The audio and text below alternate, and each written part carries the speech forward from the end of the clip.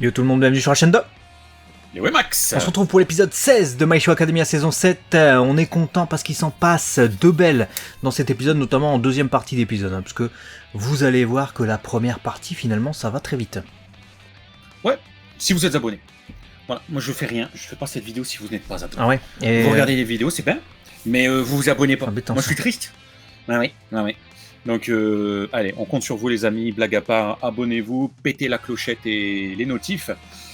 T'as raison de dire qu'il se passe pas grand chose dans la première moitié d'épisode, à tel point que, bon, vous le voyez, on vous sort cette vidéo du mercredi, un petit peu de retard par rapport à d'habitude, c'est pas grave. Mais l'épisode a été diffusé il y a quelques jours, du coup, et on se souvenait plus de la première partie de cet épisode. Donc il a fallu se remémorer tout ça, donc c'est dire à quel point ça nous a marqué. Ouais. Ça nous a pas marqué de ouf parce que c'est vrai qu'il se passe pas grand chose de plus que ce qui se passait déjà dans l'épisode d'avant. Ouais.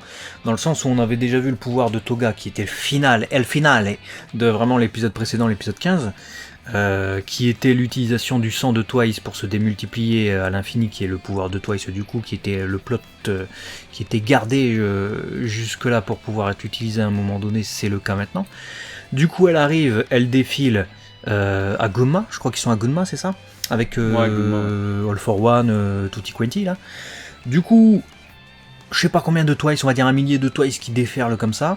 Mais la grosse surprise c'est surtout qu'elle est suivie par Tsuyu et Ochako. On pensait qu'elles étaient piégées et qu'elles allaient rester de l'autre côté, pas du tout. Elles arrivent à passer par un portail et à arriver également à cet endroit-là. Donc finalement, le combat entre Toga et Ochako pourra peut-être quand même avoir lieu.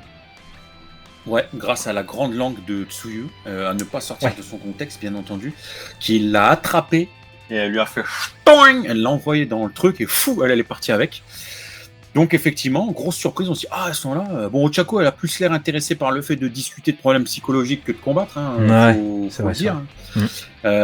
Mais on les voit toutes deux rejoindre du coup Fumikage et Jiro, parce que rappelez-vous-en, on savait qu'ils avaient combattu All for One, mais Jiro elle s'était fait péter son oreille. Bon bah là, Fumikage qui joue le rôle de Roucoups de Pokémon, ou même Roucarnage, il fait ça, ouais, c'est vrai. Il fait ça. Et Ochako, Tsuyu et Jiro sont positionnés de manière équilibrée sur son dorsal, à notre cher oiseau. J'avoue, c'est un véhicule. En fait, Fumikage, c'est un véhicule dans cet arc. C'est ça ? Ouais, c'est ça, ouais. Ouais, pour l'instant, c'est un véhicule. Donc... Au contraire de son mentor, Hawks, qui barre la route à All for One. Parce que truc intéressant aussi dans cet épisode, c'est que All for One, il a bien senti que Shigaraki revenait à lui et qu'il n'avait pas du coup l'ascendant. Comme quoi, ils sont vraiment connectés, même s'ils sont à une certaine distance. All for One, qui du coup prenait l'ascendant sur Shigaraki, sa personnalité, et Shigaraki parlait vraiment comme All for One, c'est un truc qu'on a souligné dans les reviews précédentes, si vous vous rappelez.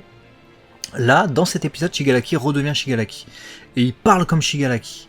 Et ça, Izuku le note, mais All for One aussi. Et All for One, il se dit, merde, Shigaraki est en train de redevenir lui-même, il est pas complet, va falloir que j'aille le voir, parce que j'ai un lavage de cerveau à assurer, là ça va plus.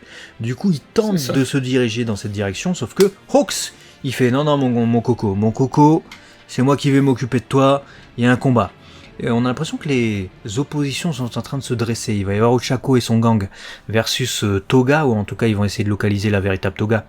Et du coup j'ai peur pour Toga, parce que s'il la tue, c'est le seul moyen d'annuler en fait la Desperate Masquerade machin truc là. Et de l'autre côté t'as Hawks versus All for One, et t'as également le feu versus le feu. Ouais, Endeavor, du coup, qui lutte comme il peut devant le nombre de Twice qui surgit de partout, il fait ce qu'il peut, mais surtout Dabi. Dabi qui est dans sa psychose, alors, il est totalement transcendé en mode si tu pouvais cramer des gens que t'aimes bien, ça me ferait plaisir et tout. Ils fonce sur son père, on se dit qu'est-ce qui va se passer ? Écran titre, comment on en est arrivé là ? Et là, on ne saura pas. Donc, on verra la semaine prochaine très certainement ce qui se passe du côté de Gunma, du coup. Parce que là, on retourne du côté du cercueil volant, donc là où est enfermé Shigaraki et où le combat contre Izuku fait rage. Et alors là, il se passe une dinguerie quand même, parce que, on l'a dit tout à l'heure, les Twice déferlent de partout, et déferlent là-bas aussi. Donc ça perturbe beaucoup de choses, et notamment Monoma qui perd l'équilibre et le temps d'un instant ferme les yeux. Et là, boum. C'est la catastrophe. C'est la catastrophe, puisque Shigaraki, du coup, explose tout. Mais littéralement, le cercueil volant est en train d'exploser. Et en plus de ça, il est en train d'imploser, puisque de l'autre côté, on a vu Skeptic qui était à l'œuvre. Hein. C'est pas le personnage, évidemment, qui ressort le plus dans My Hero Academia. Ça, il fait tiquer comme ça, sur le clavier. Il a réussi à pirater totalement le système de la filière technique. Je crois que ça s'appelle comme ça, un truc comme ça. Donc ceux qui font les plaques, là, les plaques tectoniques si vous préférez, qui maintient aussi le cercueil volant dans le ciel et qui font en sorte que le sol se rechange, etc. Bah là en fait tout est pété, tout est pétouse, le cercueil est en train de s'écrouler. En parallèle de ça, tu l'as dit, vu que Monoma avait les yeux fermés, bah du coup Shigaraki il a retrouvé ses haltères. Donc il est en train de tout désagréger. Et tu te dis, là ils sont foutus parce que tout tombe à l'eau, ils vont tous mourir, ils vont tous tomber à l'eau, et Shigaraki va en faire de la chair à pâté. Mais, c'était sans compter, évidemment, sur un gros retournement de situation, que normalement, on aurait eu du mal à voir venir. Mais je vous avoue que je l'ai compris très vite que c'était eux. Pourquoi ? Parce que malgré moi, j'ai vu un dessin de Horikoshi partagé sur Twitter. Comme quoi, ils ne devraient pas faire ça, les Japonais. Hein. Horikoshi qui a partagé sur Twitter ce dessin. Donc je vous le mets là. Donc voilà, t'as vite compris. Alors moi, j'ai pas vite compris. Hein. Quand j'ai vu ça, je me suis dit, bon, c'est peut-être un dessin qui date ou peu importe et tout. Parce que c'est pas les persos de l'arc, tu vois. Mais une fois que t'as un sauvetage qui apparaît dans l'épisode, bon, je me dis, ah d'accord, ok. C'était pour ça. J'ai vite compris. Ouais. C'est un peu dommage parce que quelque part les personnes qui sont tombées comme toi sur ce dessin, moi je l'avais pas vu, ça spoil un petit peu, ou du moins ça te prépare le terrain psychologiquement si quand tu regardes un épisode tu réfléchis, que t'es pas en mode popcorn, j'ai fait mon cerveau et puis je consomme. Nous on est un peu comme ça parce qu'on sait qu'aussi derrière on va faire une review, donc on consomme, on prend plaisir à regarder, mais on analyse en même temps pour avoir des choses à vous dire. Donc effectivement, tout, hein. Malgré tout... Je t'avoue que tout ce que je regarde, j'analyse. Hein. Même je regarde des séries, même séries Netflix coréennes ou machin. À chaque fois, je suis en mode, ouais, donc ça, il se passe ça parce qu'il va se passer ça ou des trucs comme ça. Donc jamais mon cerveau est en nous, c'est sûr qu'on est comme ça. Mais c'est vrai que c'est cinéma popcorn, je fais rien. Je sais pas faire. Je sais pas faire en mode, en mode, tu sais, presque hébété, le cerveau ailleurs. Je sais pas faire. J'ai jamais fait de ma vie. Sauf pendant l'enfance, peut-être. Mais sinon... Je me souviens pas, peut-être, ouais. Peut-être. Mais toujours est-il qu'effectivement, on a donc l'arrivée de La Brava qui, premièrement, pirate Skeptic. Donc Skeptic qui a piraté l'équipe technique, qui se fait lui-même pirater par La Brava, qui reprend la main et qui lui envoie des tâches. On apprend qu'ils ont un passé commun, parce qu'il s'est tout de suite identifié La Brava. On était à l'école ensemble, je sais pas quoi. Je me souviens plus exactement, mais je trouve que c'est un délire comme ça. Elle l'avait hacké et puis il était en PLS devant ses chats et du coup bah là il est à nouveau aussi en PLS. Il y a un petit gag, bon c'est pas le gag le plus fandard du monde mais bon. Non, ça c'est sûr. Mais par contre, qui dit La Brava dit Gentle Criminal.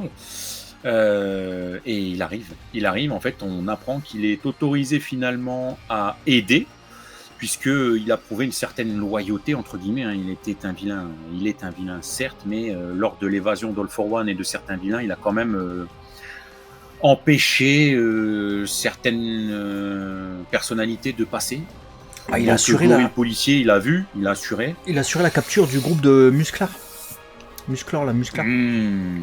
Quand il est réapparu ce gars-là, je me suis dit putain encore lui, Izuku lui avait fait sa fête, etc. Et puis finalement, bah, c'était pour servir Gentle. Et c'est cool parce que Gentle, c'est un personnage, rappelez-vous, quand on faisait les reviews des machins de sa saison, qu'on trouvait plutôt positif, tu vois. C'est vraiment l'un des rares vilains de MHA qui faisait pas vilain, tu vois. Qui faisait un peu plus noble que les autres vilains, tu vois, qui sont vraiment pour le chaos, pour la destruction, pour le meurtre. Lui, non. Donc on le sentait positif, on le sentait revenir à un moment donné dans MHA. Mais je vous avoue que j'avais totalement oublié. Hein. Lui et La Brava m'étaient sortis de la tête et je m'attendais pas à les revoir dans cette saison. C'est vraiment parce que j'ai ce dessin, il est passé comme ça sur la toile, j'ai pas prêté attention, je pensais pas les revoir. Mais clairement, quand on a eu Pirate et on voyait pas La Brava, on voyait, je crois, des bras qui pianotaient ou Skeptic qui s'est fait, je sais plus comment on a la révélation dans cet épisode. Je me suis dit c'est La Brava, parce que j'en ai déduit du coup. Mais en vrai, je m'attendais certainement pas à les revoir ces deux-là dans cet arc. Vraiment pas. Et comment ? Parce qu'en plus de ça, c'est pas juste une apparition fandard en mode ils sont revenus, tu vois. moi j'ai trouvé que c'était superbement bien exécuté parce qu'il y a une histoire. Chacun exploite ses capacités à son prime. La Brava, elle est au max de ce qu'elle peut faire piratage.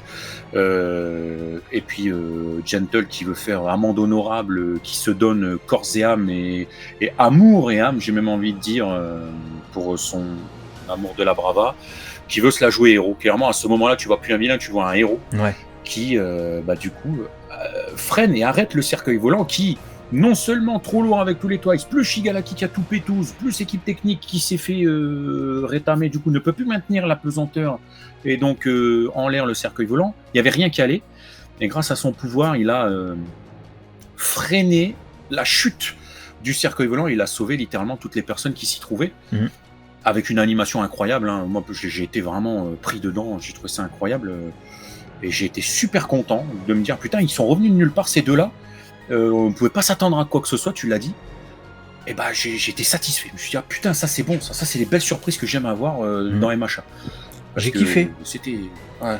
J'ai kiffé parce que le reste de l'épisode, bof, tu vois, en fait. C'est un peu ce qu'on vous disait tout à l'heure, hein, il se passe ça, mais bon, ça avance pas des masses. Il y a que la partie avec le cercueil volant, véritablement, où il y a un truc de ouf.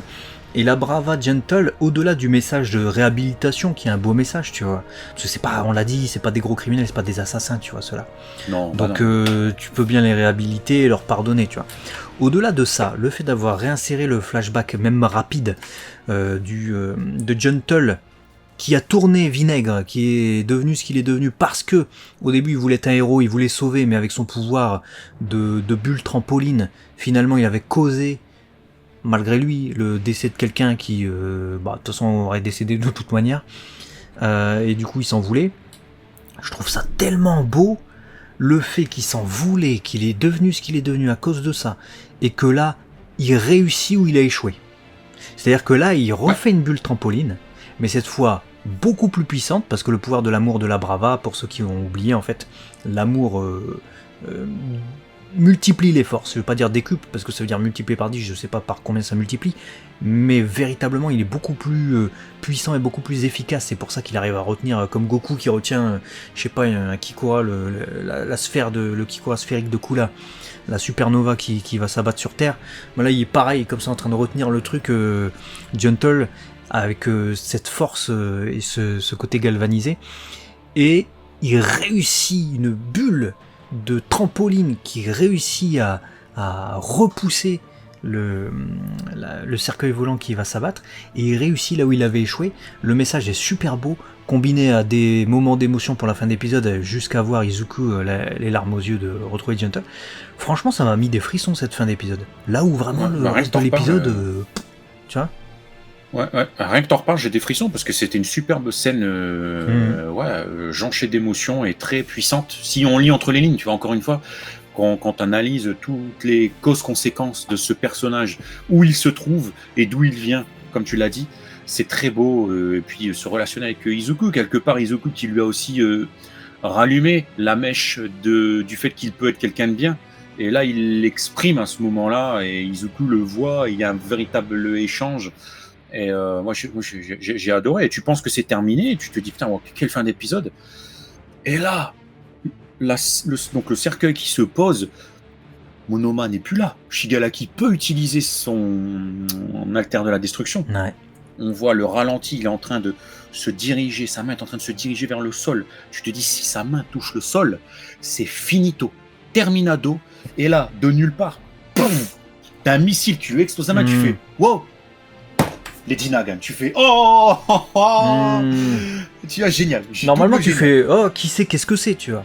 Moi je me suis dit les Dinagan. Du coup vu le dessin de Horikoshi, j'ai deviné direct. Bah voilà. Ouais, mais normalement tu t'attends pas non plus à ce qu'elle revienne là maintenant, je pense. Je pense qu'on s'attendait plus, nous on en avait parlé dans la dernière review, à revoir les deux acolytes qui se sont fait étrangler par Shigalaki, qui voulait se délester de ses haltères trop encombrants quand il avait affronté Miss Marvel là. Je vais l'appeler comme ça. On s'attendait à revoir ça, mais certainement pas tous ces personnages qu'on avait presque oubliés. Ça augure du bon en fait pour la suite. Et vraiment, je m'attendais à ce que Shigalaki détruise vraiment totalement le cercueil. Là, ils le mettent en poussière et tout, mais pas du tout. Non, pas du tout. Monoma va certainement réussir à rouvrir les yeux, il va se passer un truc, je sais pas, parce qu'il croule quand même sous une montagne de Twice, hein, les autres. Ouais, parce qu'il faut aussi souligner juste une chose, c'est que si Shigaraki était aussi libre de ses mouvements, au-delà du fait que Monoma avait fermé les yeux, c'est parce que Izuku est aussi en lutte avec lui-même, parce que il a tellement poussé la synergie de ces différents alters du One for All que son corps est paralysé momentanément de fatigue, donc il peut pas aller lui remettre quelques roustes là dans la seconde, quoi. Il faut le temps qu'il se reprenne, mais ces quelques secondes sont considérables dans un combat qui oppose à Shigaraki. On l'a vu, on a Tintin qui a dû montrer son cul pour pouvoir permettre à Izuku d'arriver. Donc 2 secondes, c'est énorme dans un combat contre Shigaraki. Et là, les Lady Nagan qui arrivent, Gentle, la Brava, on a vraiment les faux vilains, tu vois, les vilains qui en fait ont un cœur de héros, mais qui ont sombré dans le côté obscur de la force pour des raisons plus ou moins valables, qui refont amende honorable et viennent aider les héros et retrouvent leur véritable place de cœur, j'ai envie de dire, à savoir être un héros. Ça m'a beaucoup touché et j'ai beaucoup aimé le discours, et je me dis qu'on n'est pas à l'abri d'avoir quelques vilains actuels, un peu pseudo-border, qui peuvent se rallier finalement à la cause des héros. Tu vois, les hétéromorphes, tout ça, je me posais déjà la question de leur véritable opposition négative. On semble avoir un petit peu de ce genre de retournement de situation. Ils sont déjà retournés. Ne pas aider. T'as vu, ils sont arrêtés après que l'autre il ait été tasé là par un cri. Il est tombé par terre, Spinner. Ils se sont arrêtés, ils ont fait non, mais c'est bon, on se rallie, bon, on arrête. C'est bon, on va au Burger King, c'est ouvert. C'est ça, alors qu'ils étaient là, on va le suivre à la vie, à la mort et tout. L'autre il se fait crier dessus. C'est bon. Burger King c'est ouvert, tu crois, Michel? Vas-y, on y va, parce qu'on a quand même jusque 22h après. Non mais voilà, donc un épisode qui est vraiment moitié-moitié, quoi. Premier épisode, on a l'impression que c'est une pseudo-récap ou élongation de ce qu'on savait déjà, donc pas beaucoup. Allongement, parce qu'une élongation c'est vraiment normalement quand t'as... Je crois que t'as la jambe coincée, je crois que t'es pas bien. Mais deuxième partie beaucoup plus séduisante, surprenante, si t'as pas vu l'image de Horikoshi, et donc on renoue un petit peu avec de bons épisodes, alors que ça faisait 2 épisodes qu'on râlait un petit peu avec Spinner, tout ça, sur ce qu'on nous racontait. Donc c'est bien, pour que ça dure. On a eu, tu vois, les frissons qu'on aurait dû avoir normalement avec l'engagement Spinner et la bataille morale qu'il y avait et qu'il n'y a pas eu en fait. Je suis d'accord. Enfin, qui n'était pas... Voilà, dites-nous ce que vous en pensez. Dans les commentaires. Voilà, c'est ça, on attend vos réactions par rapport à ça. Et si vous aimez les mangas, sachez que notre partenaire Côté Manga vous permet d'avoir les mangas qui sortent en France au prix bonne idée. Vous avez le lien dans la description, voilà, ça fait plaisir. N'hésitez pas à y jeter un œil et à acheter là-bas. C'est soutenir les librairies, c'est très important. Elles en ont besoin. Ouais, c'est ça. C'est les mangas de la qualidad. Voilà, ces belles paroles. Abonnez-vous les amis, on fait plein de bisous et on se dit à très vite sur la chaîne 2. Et ouais Max, à la prochaine. Ciao.